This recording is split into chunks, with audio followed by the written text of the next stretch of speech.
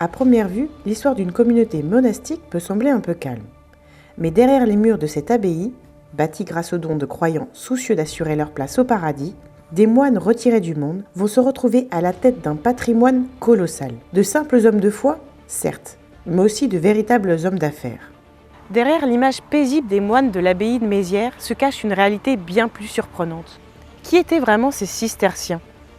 Comment ont-ils pu bâtir un tel domaine depuis leur cloître? Et si tout ce qu'on savait des moines était faux?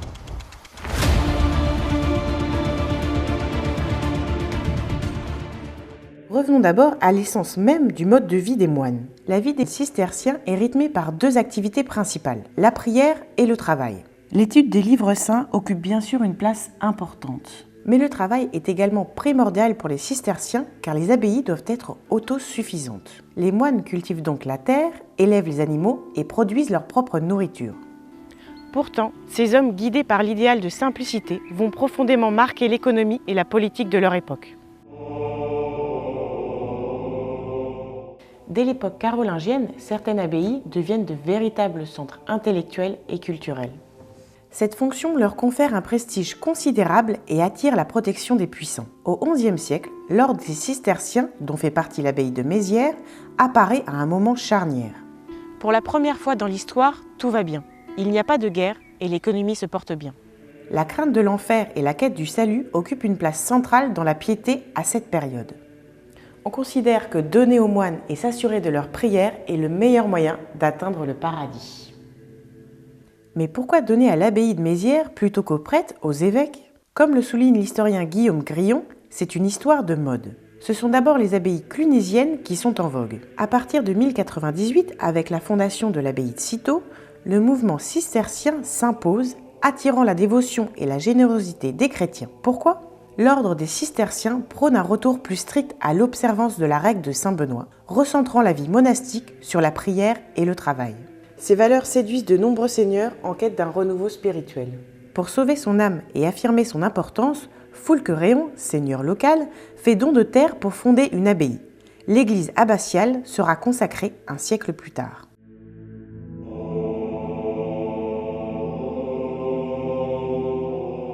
Au fil des années, toutes sortes d'activités vont voir le jour dans et autour de Mézières. Moulins, forges, étangs, vignes, etc.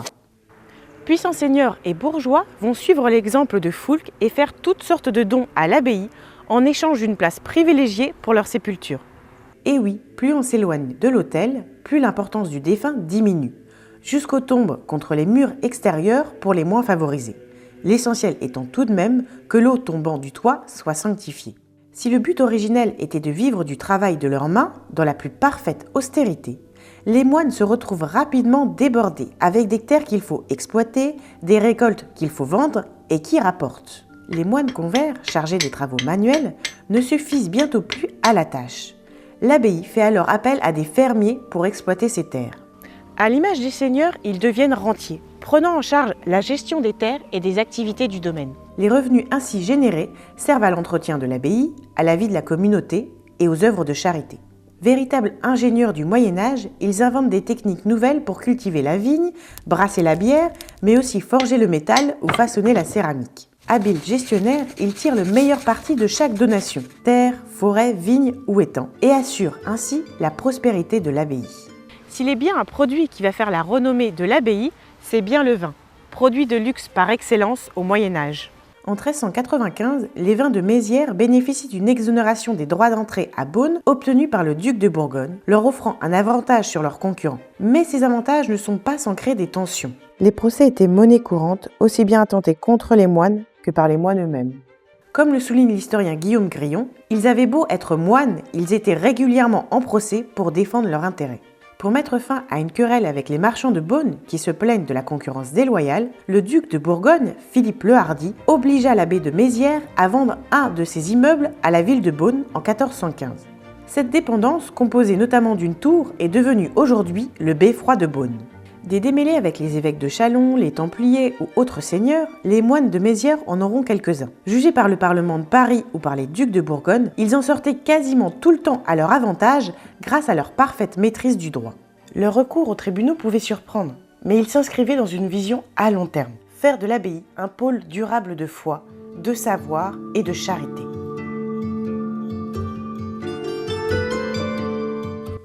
Malgré son rayonnement, l'abbaye entre dans une période de difficulté. Les premières viennent avec le passage des gendarmes, c'est-à-dire des soldats pendant la guerre de Cent Ans, qui ravageaient les campagnes et les récoltes. Démobilisés durant les périodes de paix, ils vivaient de pillages et de rançons. Ensuite, la situation se dégrade avec la loi des abbés commendataires instaurée par Charles VII en 1438. Désireux d'asseoir son autorité sur le monde religieux, le roi de France supprime l'élection des abbés à la tête des abbayes pour placer des proches. Pourquoi cette décision fragilisent-elles l'abbaye ? D'abord parce que les abbés commendataires conservent les revenus pour eux, négligeant l'entretien des bâtiments. Ensuite, les nouveaux abbés, souvent extérieurs à la communauté, ne viennent que rarement sur place et délaissent sa gestion. Peu à peu, la mode des cisterciens change et le nombre de moines diminue. À terme, ceux qui restent ne sont plus assez nombreux pour entretenir un domaine aussi vaste. Succession d'épidémies, de catastrophes climatiques et de conflits fragilisent davantage l'abbaye au XVIIe siècle. À chaque nouveau pillage ou catastrophe, il faut reconstruire, retravailler la terre et tout ça coûte de l'argent. Malgré les vicissitudes, avec de la persévérance et un respect strict de la règle, les moines parviennent à reconstruire leur patrimoine. Au début du XVIIe siècle, Mézières est l'une des plus belles et plus importantes abbayes cisterciennes. Une dizaine de métairies, 6 moulins, une forge, une tuilerie, une verrerie, 6 étangs, des terres, des forêts et bien sûr des vignes sur de prestigieux terroirs. Mais la situation économique n'est plus la même. Les différentes catastrophes, telles que la tempête du siècle en 1702 ou les épisodes de grand froid entre 1708 et 1711, ravagent les récoltes. Et l'arrivée de l'abbé Michel-André Rennequin d'Aiguevilly, nommé par le roi, n'arrange rien. Cupide et dépensier, il aggrave la situation. Il entreprend des constructions dispendieuses dans le palais abbatial, s'accorde une rente excessive correspondant au tiers des revenus de Mézières, sans daigner se rendre sur place pour gérer le domaine. Le terrible incendie de 1733 qui détruit en grande partie le monastère précipite son déclin qui prend fin avec la Révolution française et la vente de l'abbaye comme bien national. Pour éviter le retour des moines, le nouveau propriétaire fait démolir les 3 ailes religieuses. Il ne garde que l'aile technique du monastère qu'il rénove en château d'agrément. Comme beaucoup de sites historiques victimes de la Révolution, l'abbaye a servi de carrière à ciel ouvert pour les villages alentours. Après avoir connu prospérité et déclin, l'abbaye de Mézières connaît aujourd'hui un renouveau et retrouve peu à peu son intégrité grâce à la famille Pélissier qui rachète peu à peu les différents terrains et monuments qui constituaient l'abbaye autrefois. Une prochaine vidéo explorera les différents projets de la famille pour redonner vie à ce noble monument, précieux témoin de notre passé. Une autre abordera la place du vin dans la société médiévale et le rôle des moines dans sa culture. Si ce n'est pas encore fait, abonnez-vous pour ne rien manquer et à très vite pour la suite.